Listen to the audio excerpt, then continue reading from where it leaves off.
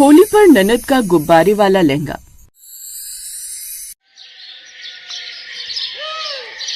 मोहल्ले में चारों तरफ तरह तरह के गुलाल, रंग, गुब्बारे और पिचकारियां बिक रही होती हैं। तभी रंजना की छोटी ननद नेहा, जो अभी सिर्फ 15 साल की है, अपनी भाभी की साड़ी का पल्लू खींचते हुए कहती है, भाभी भाभी देखो ना कितने सारे गुब्बारे हैं, बाजार कितना सुंदर लग रहा है ना। हाँ नेहा, मार्केट सच में बहुत खूबसूरत लग रही है। देखो हर तरफ रंग बिरंगे गुलाल हैं। होली आने में बस 2 दिन बचे हैं। तुम बताओ तुम्हें क्या चाहिए? भाभी मुझे तो गुब्बारे वाला लहंगा चाहिए। 15 साल की नेहा की ऐसी अटपटी बातें सुनकर रंजना जोर जोर से हंसने लगती है।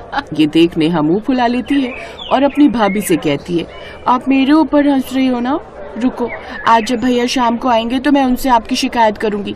देखना मेरे भैया मेरे लिए गुब्बारे वाला लहंगा जरूर लेकर आएंगे। अरे बाबा नेहा, मुझे माफ कर दो, मुझसे गलती हो गई। मैं तुम्हारा मजाक नहीं उड़ाना चाहती थी। मैं तो बस तुम्हें ये बताना चाह रही थी कि गुब्बारे वाला लहंगा नहीं होता बेटा।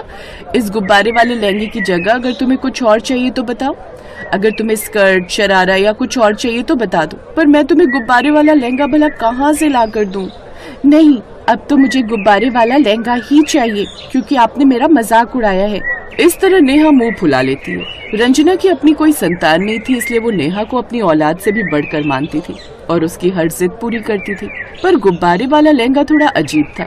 इसके बदले रंजना नेहा को काफी चीजें दिलाती है, लेकिन नेहा अभी भी नहीं मानती और गुस्सा होकर घर आ जाती है। शाम को जब रोहित ऑफिस से घर आता है तो देखता है कि ननद भाभी के बीच कुछ ज्यादा ही शांति है।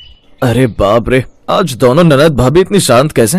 मेरा मतलब है, रोज जब मैं ऑफिस से घर आता हूँ तो इस घर में भूचाल मचा होता है, लेकिन आज तो कुछ ज्यादा ही शांति है। नेहा, क्या हुआ मेरी प्यारी बहन को? हाँ, रोहित की बात का जवाब नेहा नहीं देती और मुंह फुलाकर अपने कमरे में चली जाती है। इसके बाद रोहित किचन में जाता है और रंजना से सारी बात पूछता है। क्या बात है रंजना, आज घर में मातम क्यों छाया? नेहा तो ऐसे मुंह फुलाकर बैठी है जैसे मैंने उसकी सारी चॉकलेट चुरा ली हो। तुम दोनों के बीच क्या खिचड़ी पकड़ी है? अरे रोहित, क्या बताऊं, आज मार्केट गए थे होली की शॉपिंग करने। वहाँ पता नहीं नेहा को क्या सूझा, कहने लगी कि भाभी मुझे गुब्बारे वाला लहंगा चाहिए। अब तुम ही बताओ, दुनिया के कौन से कोने में गुब्बारे वाला लहंगा मिलता है?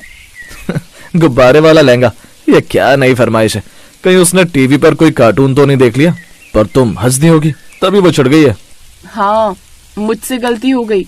उसकी बात सुनकर मेरी हंसी छूट गई और अब वो जिद पर अड़ गई है कि जब तक गुब्बारे वाला लहंगा नहीं मिलेगा वो होली नहीं खेलेगी और ना ही खाना खाएगी। रोहित रंजना की बात सुनकर कमरे में नेहा के पास जाता है। तभी रोहित उसके सिर पर हाथ रखता है।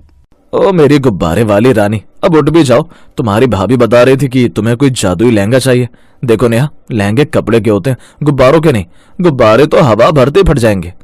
भैया, आप भी भाभी की तरह मेरा मजाक उड़ा रहे हो। मुझे कुछ नहीं सुनना। मैंने सोशल मीडिया पर देखा था, एक लड़की ने गुब्बारों से ड्रेस बनाई थी। अगर आप मुझे वैसा लहंगा नहीं दिला सकते तो साफ मना कर दो। मैं कल से स्कूल भी नहीं जाऊंगी। इतना बोलकर नेहा फिर से चादर ओढ़कर सो जाती है और रोहित बाहर आता है और रंजना से कहता है कि ये मामला गंभीर है। रंजना को नेहा की उदासी देखी नहीं जाती। वो रात भर सोचती है कि अपनी ननद की ये अजीब ख्वाहिश कैसे पूरी करे। तभी रंजना खुद से कहती है, रोहित तो सो गए पर मुझे नींद नहीं आ रही। बेचारी नेहा, जब वो इतनी जिद कर रही है, अगर मैंने उसकी जिद पूरी नहीं की तो उसका त्योहार खराब हो जाएगा।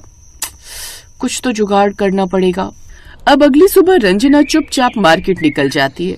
वो कपड़े की दुकान पर नहीं बल्कि सजावट वाले की दुकान पर जाती है। भैया, मुझे ऐसे गुब्बारे दो जो जल्दी ना फटे और जिनमें रंगीन चमक हो। आज मुझे अपनी ननद के लिए कुछ खास बनाना है। वहाँ से वो बहुत सारे रंग बिरंगे छोटे बड़े गुब्बारे, गोंद, रिबन और एक सादा सफेद लहंगा खरीद लाती और रंजना घर आकर कमरे का दरवाजा बंद कर लेती है। वो नेहा को कमरे में नहीं आने देती और वो पूरे दिन मेहनत करती है।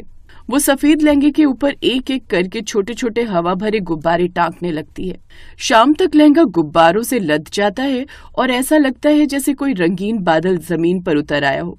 शाम को जब रोहित आता है तो अपने कमरे का दरवाजा खटखटाते हुए कहता है, रंजना दोपहर से अंदर क्या कर रही हो? खाना भी नहीं खाया तुमने? नेहा भी बाहर उदास बैठी है। बस 5 मिनट रोहित, आज नेहा का सरप्राइज तैयार हो गया है। नेहा को बुला कर लाओ। उसकी बात सुनकर अब रोहित नेहा को लेकर आता है। रंजना धीरे से दरवाजा खोलती है।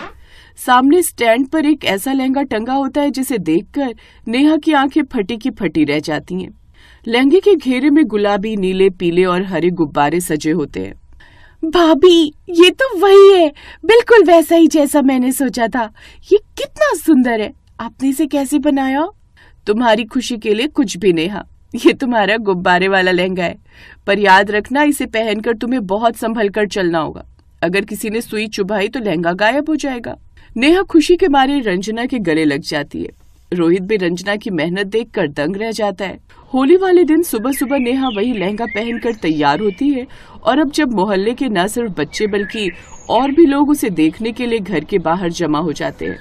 अरे रंजना, ये क्या कमाल कर दिया तुमने, ऐसी ड्रेस तो हमने आज तक नहीं देखी। नेहा तो बिल्कुल गुब्बारे वाली परी लग रही है।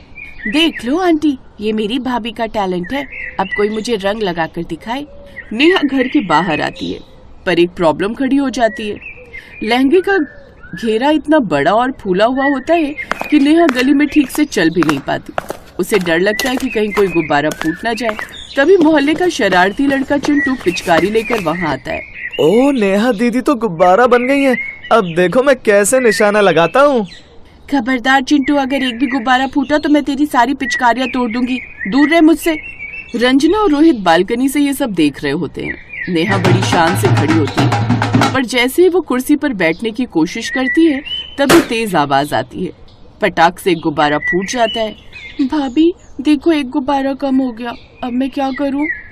सब्र रख नेहा, मैंने बैकअप रखा है, तुम यहाँ आओ, मैं दूसरा लगा देती हूँ। भाभी देखो, एक गुब्बारा कम हो गया, अब मैं क्या करूं? सब्र रख नेहा, मैंने बैकअप रखा है, तुम यहाँ आओ, मैं दूसरा लगा देती हूँ। इस तरह पूरी दोपहर यही चलता रहता है। जैसे ही कोई बच्चा नेहा के पास रंग लेकर आता, नेहा भागने की कोशिश करती और हवा के दबाव से कोई न कोई गुब्बारा फूट जाता। धीरे धीरे लहंगे के आधे गुब्बारे फूट जाते हैं और लहंगा नीचे से पिचकने लगता है। नेहा, अब तो तुम्हारा लहंगा आधा रह गया है, अब तो रंग खेल लो, वैसे भी तुम इस लहंगे में बैठ ही नहीं पा रही हो।